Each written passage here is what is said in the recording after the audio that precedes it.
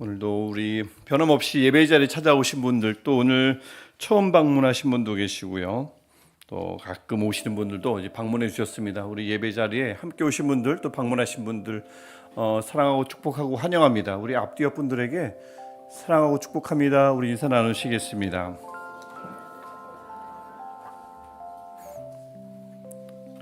명절이 앞에 이제 다가오고 있는데 며칠 안 남았죠? 신이 나십니까? 이미 연휴는 시작됐고요. 시댁 걱정이 벌써 나십니까? 그렇게 안 좋은 시댁입니까? 전 부치나요? 요즘은 그런 시댁이 좀 없기를 바라고요. 설 명절인데 하필 그 주간에 지금 날씨가 월요일 오후부터 좀 추워진대요. 그리고 눈이 많이 온다고 그래서 오가는 그 길이 좀 위험합니다. 걸어 다니시는 분들이든 차를 몰고 오랜 먼 길을 가셔야 되는 분들 다 힘드실 텐데 안전하게 잘 다녀오시길 바라고, 그 모임 장소에서는 좀 화목하고 싸움 없이 더 따뜻한, 더 견고해지는 그런 가족애가 막 풍성해지는 그런 뜻깊은 명절 꼭 보내시기를 바랍니다. 그래서 다음 주 함께 모였을 때는 너무 많이 드셔가지고 막 이렇게 부은 얼굴 말고 오랜만에 반가운 얼굴들 봐서 행복한 얼굴로 다시 만나셨으면 좋겠어요. 우리 오늘 함께 읽을 말씀 먼저 읽겠습니다. 이사야서 9장 1절부터 7절까지 말씀.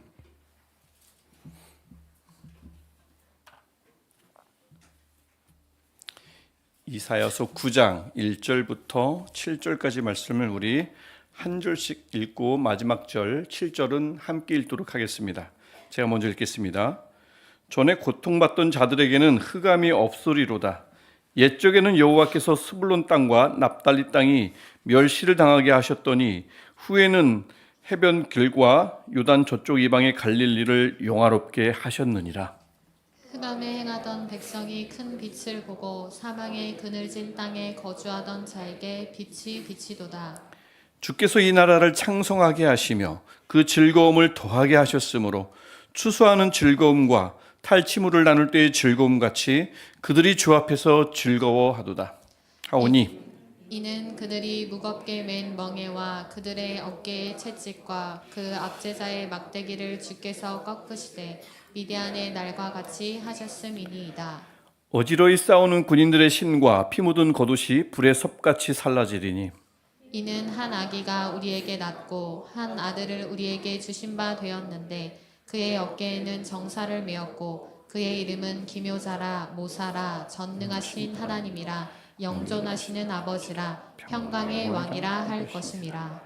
그 정사와 평강의 더함이 무궁하며 또 다윗의 왕자와 그의 나라에 군림하여 그 나라를 굳게 세우고 지금 이후로 영원히 정의와 공의로 그것을 보존하실 것이라. 만군의 여호와의 열심히 이를 이루시리로다. 아멘. 지난 주일과 또 수요 바이블 아카데미 때 나눈 말씀의 핵심 개념 주제는 포용이었습니다. 그렇죠? 그 개념을 어디서 가져왔냐면 12제자가 버섯이 있는데 하나님은 그들을 두고 사도 바울을 택하셔서 이방인들에게 복음을 전하셨단 말입니다. 사도 바울을 부르신 이유는 분명히 여러 가지가 있을 수 있지만 아무리 봐도 사도 바울만큼은 누구든 넓은 마음으로 받아들일 수 있는 수용 가능한 그 포용력이 사도 바울에게 있었기 때문일 것이다. 이게 이제 많은 분들이 특별히 저는 그렇게 믿고 있는 가장 큰 이유, 사도 바울이 12제자가 있는데도 부르심 받은, 끝까지 쓰임 받은 이유라고 저는 믿고 생각하거든요. 포용이라는 것, 다른 사람들을 받아들이고 또 다른 사람들의 생각도 받아들일 뿐만 아니라 받아들이는 것은 타협이 아닙니다. 존중하는 것입니다. 그들의 실수도 이해하고요, 그들의 모든 것들을 넓은 마음으로 수용해 주는 것 말입니다. 단순히 참아주는 것이 아닙니다. 참아주는 것이 아니라 나와 좀 생각이 다르구나, 저도 그렇게 약하지, 그들의 약함과 다름을 존중해주고 따뜻하고 너그럽게 받아주는 것, 이해해주는 것, 이게 바로 포용이라 할 수 있겠습니다. 이것이 있어야 한 공동체 안에 수시로 생기는 차이, 또 그 차이로 인한 갈등, 이 갈등을 한 공동체가 넘어설 수 있고요, 넘어서서 조화와 화합을 이룰 수가 있습니다. 바울은 정말 그런 포용력을 가진 인물이었는가? 완전 그렇습니다. 고린도전서 9장 20절과 22절, 우리 일부 때는 사무연회 때문에 시간을 아끼느라 읽지 않았는데 우리 고린도전서 9장 20절과 22절은 우리의 한 목소리로 함께 읽어보도록 하겠습니다. 유대인들에게 내가 유대인같이 된 것은 유대인들을 얻고자 함이요 율법 아래에 있는 자들에게는 내가 율법 아래에 있지 아니하나 율법 아래에 있는 자같이 된 것은 율법 아래에 있는 자들을 얻고자 함이요 율법 없는 자에게는 내가 하나님께는 율법 없는 자가 아니요 도리어 그리스도의 율법 아래에 있는 자이나 율법 없는 자와 같이 된 것은 율법 없는 자들을 얻고자 함이라. 약한 자들에게 내가 약한 자와 같이 된 것은 약한 자들을 얻고자 하며 내가 여러 사람에게 여러 모습이 된 것은 아무쪼록 몇 사람이라도 구원하고자 함이니. 아멘. 그 당시에 이런 열린 마음을 가지고 있는 사람이 없었다는 거예요. 유명한 베드로요. 지난주 말씀 나눴잖아요. 그 베드로 이방인 만나게 하려고 환상 3번 보여주어야 가서 만나는 사람이었습니다. 이후에 완전 변화되고 나서도 유대인들 눈치 보면서 이방인 만났던 사람이 베드로예요.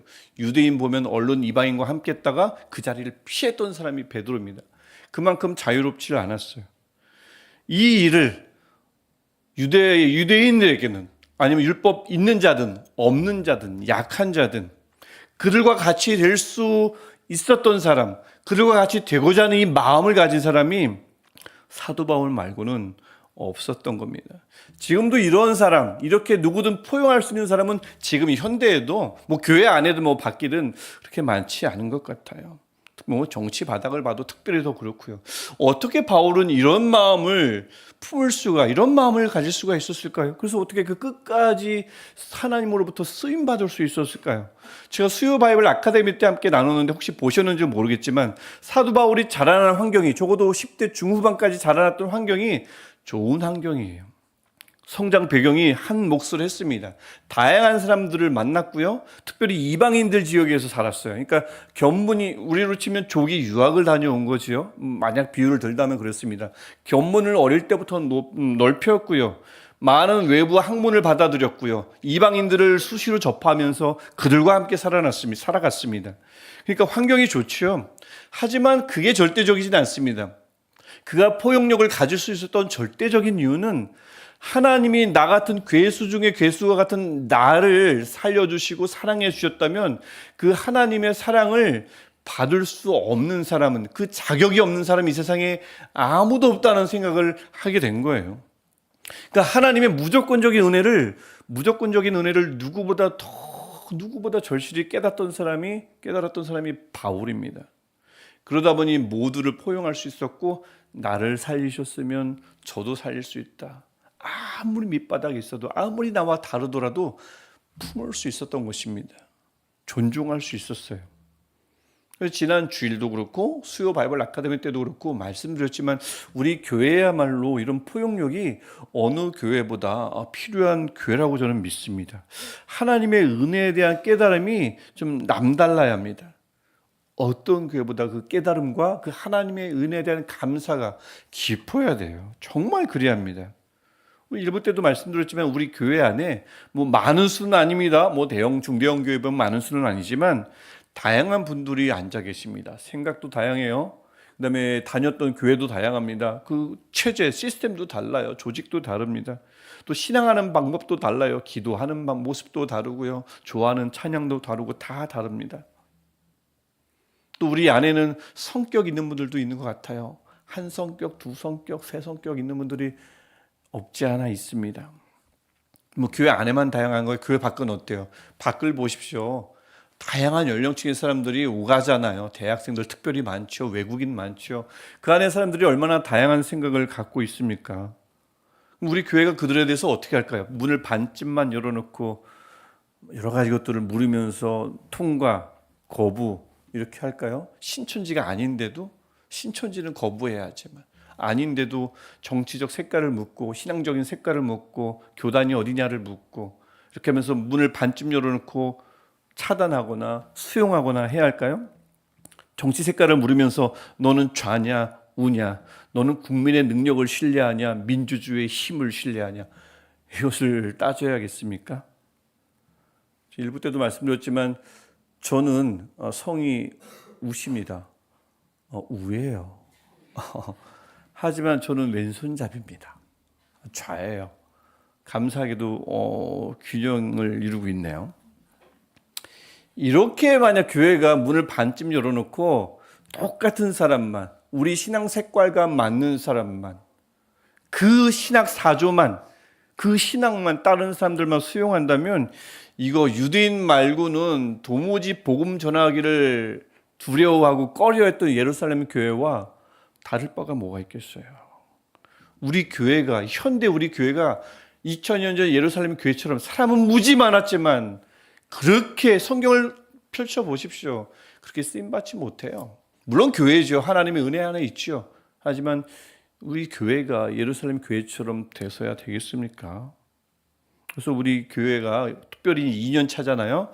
우리 안에 많은 것들이 지금 안정돼야 되지만 먼저 포용력, 그것이 우리 안에 꽉 자리 잡았으면 좋겠습니다. 그래서 바울처럼 유대인인가? 유대인처럼 되고, 나는 율법 아래에 있지 않는데 율법 아래에 있네? 그들처럼 되어주고요. 율법 없어요. 이방인이에요. 그들처럼 되어주고요. 약합니까? 약한 자처럼 되어주고요. 그렇게 해서 어떻게든 아무쪼록 몇 사람이라도 구원하고자 하려는 이 마음이 우리 안에 가득하기를 축원합니다. 포용할 수 있어야 돼요. 그렇게 해서 우리 사도 바울처럼 우리도 하나님에 의해서 오래오래 쓰임받는 하나님 닮은 큰 그릇 되기를 바랍니다. 꼭 그렇게 해서 이 포용력뿐만 아니라 우리 2년 차에는 많은 것들이 안정되고 정착하고 자리를 잡아야 합니다. 여기 혹시 쌍수 하신 분들 계십니까? 쌍꺼풀 수술요.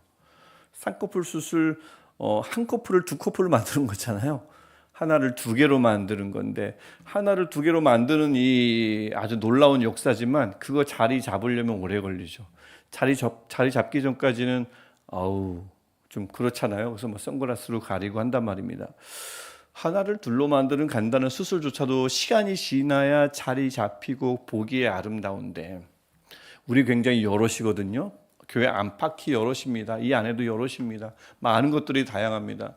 이것이 하나 되어가는 과정에 자리 잡는 과정에 얼마나 많은 시간이 들겠어요. 우리가 1년 보냈습니다. 2년 차는 이제 이런 것들이 하나씩 자리 잡고 정착하고 안정되어야 합니다. 특별히 좀 전에 말씀드린 것처럼 포용력, 이게 우리 교회 안에 있지 않으면, 특별히 우리 교회 안에 있지 않으면 정말 어렵다고 저는 생각해요. 그래서 가만히 이 설교문을 작성하면서도 이 주제를 가지고 한 달 내내 하고 싶다라는 생각이 들지만 그건 저의 욕심이고요. 그렇게 할 수도 없고요. 물론 이제 필수가 아니면 다른 것으로 대체하면 되죠. 꼭 있을 필요가 없어요. 하지만 이 포용력처럼 사도 바울이 쓰임 받았던 것처럼 그에게 있었던 그 포용력, 이런 것처럼 정말 있어야 하는데 없다면 다른 걸로 대체할 생각하면 안 되고요. 반드시 그것을 회복해야 합니다.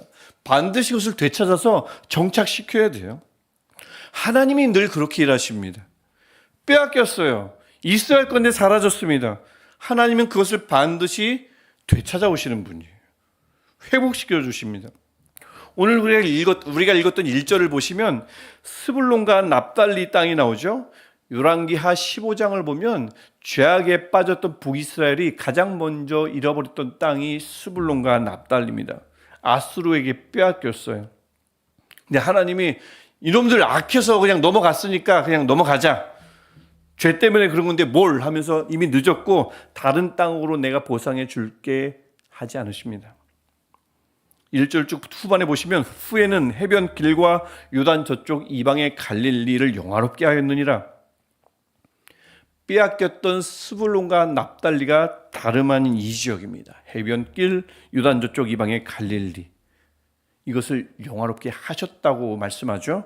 하나님께서 잃어버렸던 것을 다른 것으로 대체하지 않고 하나님의 땅이었으므로, 하나님의 소유였으므로, 하나님이 있는 곳에 반드시 있어야 하는 것이므로 하나님께서 기필코 그것을 다시 찾아오셨습니다. 하나님의 땅이거든요. 하나님께 속한 것인데, 하나님의 것인데 사라졌어요? 없어졌어요? 하나님은 그것을 기필코 다시 있게 만드시는 분입니다. 그래서 2절과 3절을 보십시오.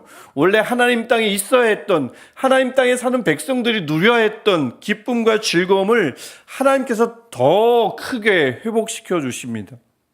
물론 이런 기쁨과 즐거움 사람이 사람에게 줄 수 있어요. 특별히 아주 귀여운 아이들이 뭐 부모나 할아버지 할머니들에게 줄 수 있습니다. 막 어려워요. 상황이 좀 잘 풀리질 않아요. 근데 어르신들 그러다가도 아이들 막 귀여운 얼굴을 보면 아이고 내가 너 때문에 웃는다, 뭐 그런 말을 할 때가 있는데 웃지요. 아이들 통해서 기뻐할 수 있습니다. 하지만 아이들이 늘 우리 앞에서 조롱이란다, 재롱을 부리지는 않잖아요. 조롱하면 안 되죠. 조롱하는 아이는 없습니다. 늘 주구장창 재롱 부리는 아이들은 없잖아요. 뭐 재롱만 부립니까? 재롱을 보기 위해서 얼마나 많은 시련을 겪어야 합니까? 육아 기간 중에. 그러니까 아이들이 줄 수 있는 기쁨, 또 사람이 사람에게 줄 수 있는 기쁨은 늘 일시적이고 잠깐입니다. 여전히 일은 그대로, 골칫거리는 그대로 존재하고 잠깐 웃었다가도 그 일을 생각하면 다시 마음이 무거워지고 얼굴에 그늘이 지기 마련이죠. 근데 오늘 본문을 보십시오. 2절을 보면 그 기쁨을 주시는 것을 무엇으로 표현하냐면 흑암에 빛을 비추신다라고 말씀합니다. 흑암에 빛을 비추시는 것은 하나님께서 천지를 창조하실 때 바로 그 모습입니다. 어떤 창조요? 무에서 유를 창조하시는 창조의 역사 말입니다. 아무가 없던, 빛이 하나도 없는데 빛을 만들어내신다고요. 그 빛은, 그렇게 만들어진 빛은 사라집니까? 지금까지 사라지지 않습니다. 하나님이 만들어 놓은 빛은 사라지지 않습니다. 기쁨과 즐거움이 도무지 있을 일이 없어요. 생겨날 겨를이 없습니까? 전혀 그런 가능성이 없어요. 하나님은 창조해내십니다. 어두움에 빛을 비추시듯, 무에서 유를 만드시듯 기쁨과 즐거움을 만들어내실 줄 믿습니다. 그리고 하나님께서 한번 만들어내시면, 하나님께서 우리 마음에, 우리 공동체에 창조해내시면 그 기쁨과 즐거움은 감히 어느 누구도 빼앗을 수가 없을 줄 믿습니다. 하나님은 그렇게 하나님의 땅에 있어야 하는데 사라졌어요. 하나님 기필코 그것을 회복시키시는 분이십니다. 한편 또 하나님은 역으로 하나님의 땅에 있으면 안 돼요. 있으면 안 되는데 생긴 것들이 있어요. 존재합니다. 그것을 반드시 꺾어버리실 것입니다. 4절을 보십시오. 무겁게 맨 멍에, 아수르가 북이스라엘에게 강제로 지어준 무거운 짐입니다. 하나님이 주신 게 아니에요. 어깨의 채찍과 압제자의 막대기, 아수르가 강제로 북이스라엘이 움직이게끔 때렸던, 어깨를 쳤던 이 채찍을 말합니다. 말을 안 들어요. 그들을 막 다그쳤던 막대기를 말합니다. 하나님은 그렇게 자기 백성을, 그분의 백성을 강제적으로 폭정을 휘두르면서 인도하신 적이 없습니다. 아수르가 한 거예요. 왜 아수르가 이런 것들을 행합니까? 왜 압제자들은 늘 막대기와 채찍을 좋아하고 왜 무겁게 멍에를 지우게 하는 것을 좋아할까요? 그래야 돌아가거든요. 멍에를 맨 자들이 많아야 아수르와 같은 사람들이 배부를 수 있습니다. 마음이 안정이 됩니다. 게으름 펴요. 채찍질하면 일어나거든요. 잘 가요. 그래도 막대기로 한 번 더 때리면 더 빨리 가거든요. 그래야 조직이 돌아가고, 그래야 아수르와 같은 사람들은 마음이 놓여요. 아, 이제 좀 돌아가는구나. 그건 하나님의 땅에 없었던 겁니다. 그런데 하나님의 땅에서 그것이 좀처럼 사라지지 않을 때, 하나님의 나라에 그런 것들이 자꾸 생길 때, 누군가의 욕심 때문에 자꾸 그것이 생겨날 때, 끊임없이 솟아날 때, 무거운 멍에, 채찍질, 또 막대기, 하나님 그것들을 절대 기뻐하시지 않습니다. 모두 꺾어버리실 것입니다. 거기다가 5절, 하나님의 땅에 있어서는 안 될 싸움, 또 싸움을 통한 분열, 하나님께서 반드시 불태우실 것입니다. 어떻게 해요? 4절 다시 보시면 하나님의 기적적인 역사로 사사기 7장에서 기드온이 미디안 군대를 무찔렀던 것처럼 미디안의 날과 같이 하실 것입니다. 근데 하셨음이라 라고 말씀하죠. 하나님이 하셔요. 사람은 놓지를 못해요. 채찍을 놓지 못합니다. 무거운 멍에를 쥐어주고 싶어하고 막대기를 들고 싶어합니다. 근데 하나님이 꺾으실 거예요? 태우실 거예요? 그래서 태우실 거라고 말하지 않고 가만히 보십시오. 모든 일이 예언서의 예언이거든요. 일어날 일을, 미래에 일어날 일을 미리 말씀하시는 것입니다. 그런데 무엇 할 것이다 라고 말씀하지 않고 하셨다라고 이미 이루어진 것처럼 과거 시제를 씁니다. 1절 보십시오. 스불론과 납달리를 영화롭게 하실 것이답니까? 아닙니다. 영화롭게 하셨느니라. 4절 미디안의 날과 같이 하실 것입니까? 아니에요. 하셨음이니이다. 반드시 이루어질 것을 믿으니까 미래에 이루어질 일을 과거처럼 이야기하는 겁니다. 이미 이루어진 것처럼 이야기하는 거예요. 아니나 다를까 이 모든 이 예언들이 우리에게 주신받은 예수 그리스도 6장에 나오죠. 6절에 나오죠. 그 예수께서 갈릴리 사역을 통해서 진짜 모든 것을 이루어 주셨습니다. 우리 마태복음 4장 13절부터 16절까지를 이 말씀도 우리 한 목소리로 짧은 구절입니다. 함께 읽어보십시오. 우리가 방금 읽었던 이사야 9장 본문이 그대로 나옵니다. 함께 읽겠습니다. 나사렛을 떠나 스불론과 납달리 지경 해변에 있는 가버나움에 가서 사시니 이는 선지자 이사야를 통하여 하신 말씀을 이루려 하심이라. 일러스되 스불론 땅과 납달리 땅과 요단강 저편 해변길과 이방의 갈릴리여 흑암에 앉은 백성이 큰 빛을 보았고 사망의 땅과 그늘에 앉은 자들에게 빛이 비치었도다 하였느니라. 아멘. 마태복음 4장 본문이지만 어디 있는 말씀이죠? 이사야서 오늘 본문 9장에 나오는 말씀입니다. 미래에 일어날 일을 예수께서 이미 이루셨어요. 그것을 미리 하나님께서 보시고 이사야를 통해서 예언하시되 할 것이다가 아니라 하셨느니라 이렇게 말씀하는 겁니다. 그분은 그만큼 기묘자, 놀라우신 분이거든요. 우리 하나님은 모사, 지혜로우신 분이거든요. 하나님은 전능하십니다. 평강의 왕이십니다. 7절에서 계속 그 하나님을 찬양하죠. 그 하나님께서 하나님 나라를 굳게 세우는 겁니다. 하나님께서 나라를 굳게 세울 뿐만 아니라 하나님께서 그 나라를 보존하시는 것입니다. 우리의 열심으로요? 우리의 열심으로 하나님 나라를 세우고 보존한다고요? 그렇지 않습니다. 그 나라를 굳게 세우시는 분, 보존하시는 분은 하나님이고요. 우리의 열심이 아니라 7절 제일 마지막에 무엇이 이것을 이루십니까? 만군의 여호와의 열심히 이를 이루시리라. 이것입니다. 참으로 귀한 우리 보배로운 여러분, 하나님은 하나님의 땅에 있어야 하는데 없는 것을 다시 되찾아 오시고 반드시 기필코 그것을 회복시키는 분이십니다. 한편 하나님은 하나님의 땅에 있으면 안 되는데 있어요. 존재합니다. 그것을 반드시 꺾어버리시는 분입니다. 불태워버리실 거예요. 그렇게 해서 하나님의 나라를 세우시고 그렇게 해서 하나님의 나라를 영원히 보존하실 것입니다. 여러분, 하나님의 나라이신 여러분, 하나님의 나라는 추상적인 개념이 아닙니다. 여러분의 마음이 여러분이 하나님의 나라입니다. 하나님의 땅인 것입니다. 그런데 여러분에게 꼭 있어야 하는데 사라진 것이 있다면 무엇입니까? 살아가는 의미, 삶의 목적,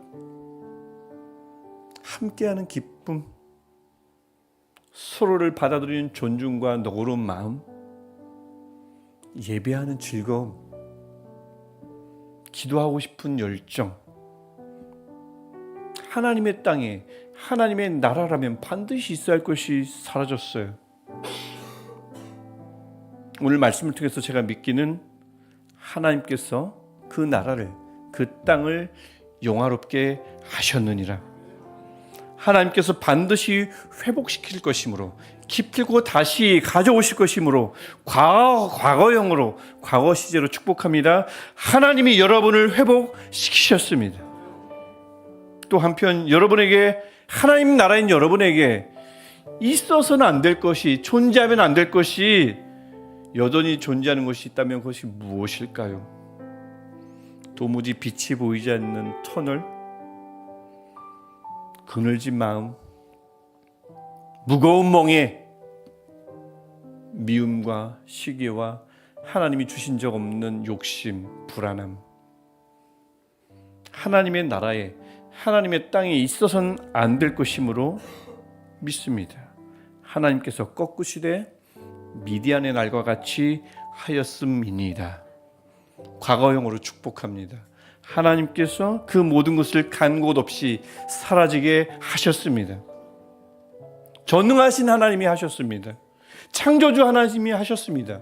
무에서 유를 만드신 하나님이 하셨습니다. 이 대단한 하나님이 쉬지 않고 이것을 그 열심으로, 그분의 열심으로 반드시 이루어 주실 것입니다. 이것이 믿음입니다, 여러분. 하나님의 이 열심을 믿습니까? 이 하나님의 열심을 신뢰합니까? 만군의 여호와의 열심이 이루시리라. 아멘. 하나님의 열심입니다.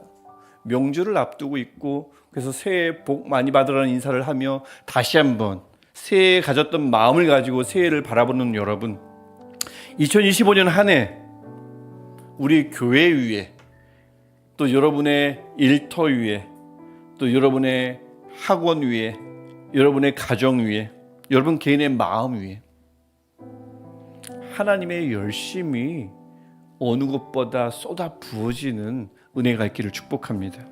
그곳에 하나님의 열심이 가득해서 좀처럼 보이지 않던 빛이 보이고, 기쁨과 즐거움이 반드시 기필코 회복되고요, 살아가는 의미와 목적이 회복되기를 축복합니다. 또 그곳에 있어서는 안 될 여러 가지 것들이 반드시 사라지는 은혜가 있기를 축복합니다. 그래서 그곳이 어디든 하나님의 열심이라는, 하나님의 열심이 충만한 하나님 나라 되길 원하고, 그곳이 어디든 하나님 나라가 굳게 서고 그 하나님의 열심이 그 나라를 보존하여 주실 줄 믿습니다. 우리 같이 이 마음 가지고 우리 한 목소리로 기도하기를 원합니다. 하나님, 우리 안에 있어야 할 것을 반드시 회복시켜 주시고, 우리 내 마음속에 우리 안에 사라져야 할 것이 있으면 반드시 꺾어 주옵소서. 하나님의 열심으로 일하여 주옵소서. 우리 이 마음 가지고 우리 한 목소리로 함께 할렐루야로 기도하겠습니다. 할렐루야. 평강의 왕이신 하나님, 기묘자요 모사요 전능하신 하나님, 하나님의 이름을